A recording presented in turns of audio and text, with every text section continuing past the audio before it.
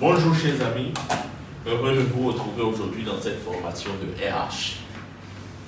Nous allons commencer par analyser justement tout ce qui est prime et indemnité. Mais nous allons aller crescendo. Nous allons prendre point par point et analyser. Nous nous référons au livre de RH, Je suis GRH, qui est paru récemment. C'est la dernière édition disponible aujourd'hui sur le marché.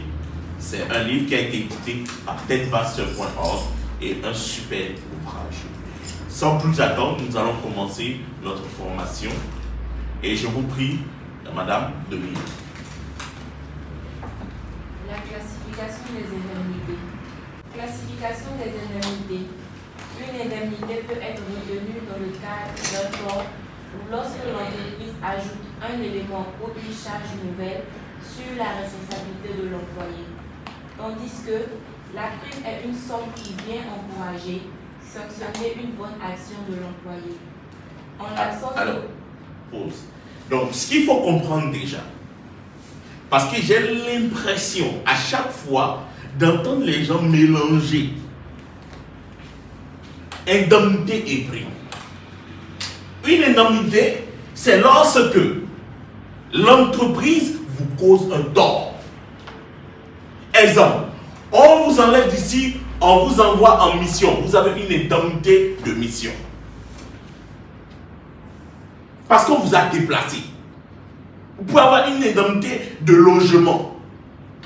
Vous pouvez avoir beaucoup d'éléments. Mais une prime vient sanctionner une bonne action. Vous avez prime de Noël, prime de fin d'année, prime de performance, prime de responsabilité.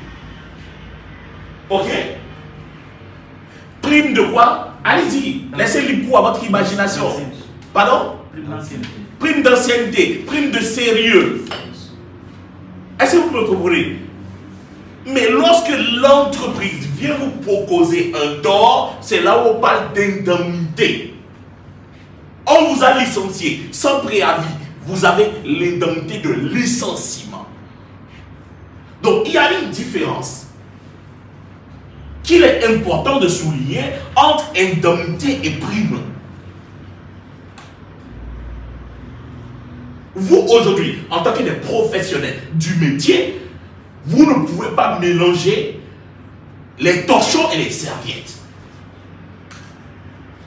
C'est dans ce sens que nous avons mis en place cette formation au cours de cette année. Nous allons prendre le temps de décortiquer chaque élément. Et comme vous le savez, tous les matins, nous avons des thématiques maintenant. Pour revenir au sujet, les indemnités, c'est lorsque l'entreprise vous cause un tort. Et l'entreprise veut vous récompenser, veut vous donner quelque chose en contrepartie de ce tort. On parle alors d'indemnité. Mais une prime, par contre, est là pour vous faire quoi? Pour vous encenser. Vous avez déjà fait une bonne action. Vous êtes le meilleur stagiaire de l'année. On vous donne une prime d'excellence. Vous êtes un employé exemplaire. On vous donne la prime d'exemplarité. Vous êtes un employé excellent dans votre travail. On vous offre une prime de quoi? De performance ou bien toute autre prime. Ça peut aller. Voilà ce qu'il y avait déjà. Et ça, je vous dis, nombreux sont les professionnels du métier qui mélangent à tort et à travers les informations.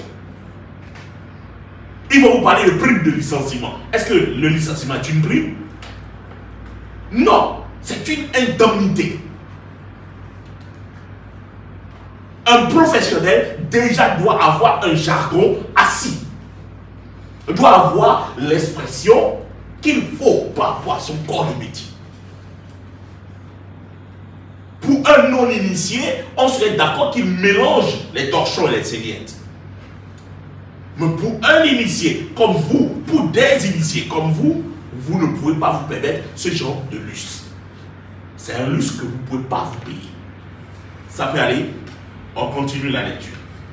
L'indemnité est une somme d'argent destinée à dédommager une personne à la suite d'un préjudice subi. Dans le cadre de la responsabilité civile, l'indemnité prend le nom de dommages et intérêts, tandis que dans le cadre du salaire, elle est une somme destinée à rembourser une dépense imputable à l'exercice de la profession du préposé salarié.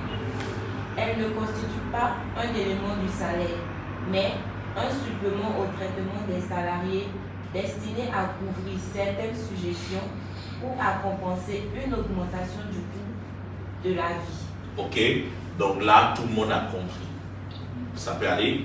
Maintenant, nous allons rentrer dans le vif du sujet. Mais avant de rentrer dans le vif du sujet, ce que vous devez comprendre, c'est quoi? Nous avons fait un travail titanesque dans cet ouvrage. Ce livre, Je suis GRH, a demandé une année pleine de travail. Nous n'avons ménagé aucun effort. Nous nous sommes donnés totalement pour ce travail énorme. Parce que nous avons fait quoi? Nous avons pris le droit du travail que nous avons rapproché des conventions collectives de commerce, des conventions collectives nationales et internationales. Et sans pour autant s'arrêter là, nous les avons approchés des décrets, des arrêtés et aussi du Code général des impôts. Et ça, ce n'est que pour citer les éléments les plus prépondérants. Mais si nous devons aller plus en détail, nous avons pris en compte même les ordonnances, même les circulaires des impôts et domaines. Et pour mieux faire, nous avons même ajouté des lettres, des courriers internes des impôts et domaines que nous avons ajoutés dans le document. Et dans quelques minutes, vous découvrirez déjà quelques courriers que nous avons pris le soin d'analyser et d'interpréter pour vous. Ça peut aller.